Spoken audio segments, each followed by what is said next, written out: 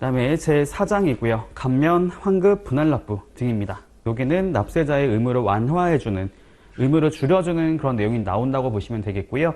감면이라고 하는 것들은 두 가지가 있습니다. 세금을 적게 내게 하거나 안 내게 하거나. 일단 간단하게 말씀드려 보도록 할게요. 정확히 말을 하면 이제 관세 감면이죠. 관세 감면이라 하는 것은 두 가지로 나오는 게 있는데, 첫 번째는 면제가 있고요.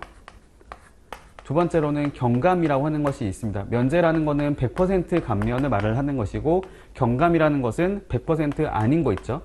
100% 미만으로 되어 있는 것을 말한다고 보시면 돼요. 얘는 안 내는 거고 얘는 줄여주는 겁니다. 그리고 감면의 종류라 하는 것을 보게 되면 일단 크게 두 가지로 얘기를 할 수가 있겠습니다. 하나는 무조건 감면이고요. 또 다른 하나는 조건부 감면이라고 하는 것이 있다라고 보시면 되겠습니다. 이게 어떤 차이가 있는 거냐면, 하나는 조건이 없는 거고 하나는 조건이 있는 거죠.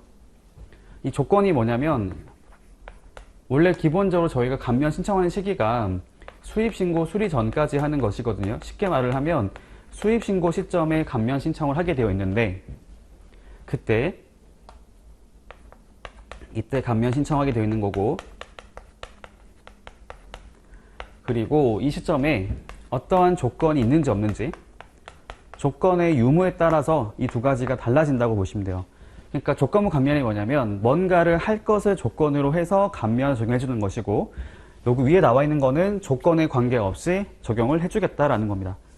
이 조건이라 하는 것은 수입한 이후를 말하거든요. 수입하는 시점이 아니고요. 수입 이후를 말을 하는 거예요. 요거를 정확히 말씀드려 보면은, 이 수입이라는 것은 수입신고 수리가 된 이후라고 보시면 돼요. 네, 수입신고 수리 후라고 이해하시면 됩니다. 그러니까 수입신고 수리 후에 뭔가를 할 것을 조건으로 해서 감면을 받은 거고, 무조건 감면은 그런 것을 요구하지 않는다라는 거죠. 그냥 수입신고 시점에 감면 신청을 하면 특정 사실만 확인되면 바로 감면 적용을 인정해준다, 확인해준다라고 보시면 되겠습니다. 아까 제가 이렇게 말씀드렸잖아요. 이 조건이라고 하는 것들이 수입 이후에 특정 용도로 사용할 것을 조건으로 하는 것이거든요. 특정 용도로 사용한다는 조건을 갖고 하는 거기 때문에 세관 입장은 이런 게 있겠죠. 수입한 시점, 신고받는 시점에서는 이게 그렇게 약속을 받는 거긴 하지만, 수입된 이후에 그걸 하는지 안 하는지 그 감시가 필요할 수가 있잖아요. 그래서 나오는 게 뭐냐면 사후 관리라고 하는 게 나옵니다. 사후 관리. 이 사후라고 하는 것이 요거거든요. 예, 수입 신고 수리 후, 그러니까 수입 이후에도 관리를 하는 절차가 있다고 보시면 돼요. 요거 굉장히 중요합니다. 예, 사후 관리가 굉장히 중요해요. 수입한 이후긴 하지만 원칙적으로는 세관에서는 수입할 때만 관리를 하는 거죠. 수입 신고 수리가 되면 내국 물품이기 때문에 기본적으로 세관의 통제를 받지 않는다고 보시면 되는데, 다만 아까 얘기했던 것처럼 수입 그 시점에 감면 적용했을 때 이 적용했던 조건이 뭐냐면, 수입 이후에 특정한 용도로 사용할 것을 조건하고 있기 때문에 그런 것을 하는지 안 하는지 감시를 해가지고요. 만약에 위반이 있었다 라고 한다면 처음에 받았던 혜택을 다 징수하게 되어 있습니다.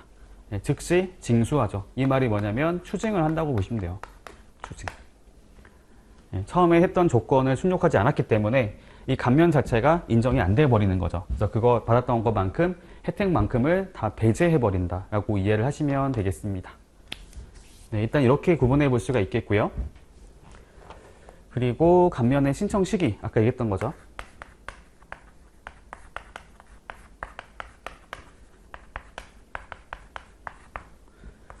이것도 제가 원칙과 예외로 나눠서 얘기해 보도록 할게요. 원칙과 예외. 원칙은 아까 얘기했던 거죠. 예, 수입신고 시점이라고 이해하시면 됩니다. 그러니까 정확하게 말을 하면 수입신고 시에 하라는 얘기긴 하지만, 수입신고 시부터 수입신고 수리 전까지라고 얘기하고 있어요. 예, 수립신고 할 때 적용하지 않더라도 수리 전까지 신청하면 된다고 얘기하고 있습니다. 그럼 적용이 가능하다라고 했던 것이고, 예외로 나오는 게 뭐냐면은 그런 게 있습니다. 수입신고 수리 이후에 하더라도 저희가 부가고지를 받아가지고 추징을 당하는 경우가 있단 말이에요. 그러면은 그때 5일 안에 신청을 할 수 있다고 기회를 주고 있어요. 이게 어떤 건지 말씀드리겠습니다. 자, 감면이라고 하는 것은 세액에 대한 감면이거든요. 세액 감면. 이 세액이라는 것은 과세 가격에다가 관세율을 곱해서 산출되죠. 그쵸? 이 감면이라고 적용하는 게 있는데, 처음에 요거 있죠? 과세 가격과 관세율은 그거잖아요? 세액에 대한 것이 되는 것이고, 저희 세액 심사를 하는 것들은 원칙적으로 수입신고 수리 이후에 하는 거죠. 그래서 수입신고 시점에서는 이거 심사하지 않는다고 보시면 돼요. 요거 있잖아요. 감면이라 하는 거 보시면 앞서 봤던 것 중에 수입신고 수리 전에 세액 심사를 하게끔 하는 대상이었던 거거든요. 요거랑 분할납부 나오는 게 있었는데 얘네들은 기본적으로 수입신고 수리 전에 심사를 하지만 이 세액을 심사하는 것이 아니고 이 감면 같은 경우에는 적정성에 대한 것들만 심사를 하게 됩니다. 세관에서 이 감면 적용이 인정될지 안 될지만 심사하는 것이고 여기 나와 있는 과세 가격 관세율은 나중에 수입신고 수리 이후에 심사를 하게 되어 있어요. 이럴 수가 있죠. 이 감면 사유는 인정이 되는데 알고 봤더니 품목분류로 잘못한 게 있었을 수도 있는 거잖아요. 원래는 뭐 A라는 물품을 신고했어야 되는 건데 얘가 B로 신고돼 있었다. 그래서 원래 그러니까 B로 신고한 거를 A로 바꿔야 되는데 이 B라고 하는 것들이 처음에는 얘가 0%였는데 A로 바뀌게 되면서 8%가 됐다라고 할 수 있는 거고 가격이라 하는 것들도 처음에 신고할 때 낮게 신고할 수 있는 거잖아요. 원래 100원에 신고한 건데 나중에 보니까 100원이 아니고 150원이었다 이렇게 할 수 있는 거죠. 자, 그러면 어차피 감면 받은 거기 때문에 얘가 올라가도 얘가 인정되면 0이 되는 거잖아요. 얘가 100% 면제를 한번 가정해 보시면 그렇다고 하더라도 일단은 이런 상황이 발생하잖아요. 부족한 게 발생을 하면 이 감면을 일단 배제를 해버립니다. 즉 감면 적용을 취소하는 게 먼저 나오는 것이고 취소를 했다가 다시 적용할 기회를 준다라고 이해하시면 돼요. 왜냐하면 억울할 수 있잖아요. 사실 이런 오류가 발생할 수 있긴 하겠는데 이 감면 적용 자체는 문제가 없을 수가 있단 말이에요.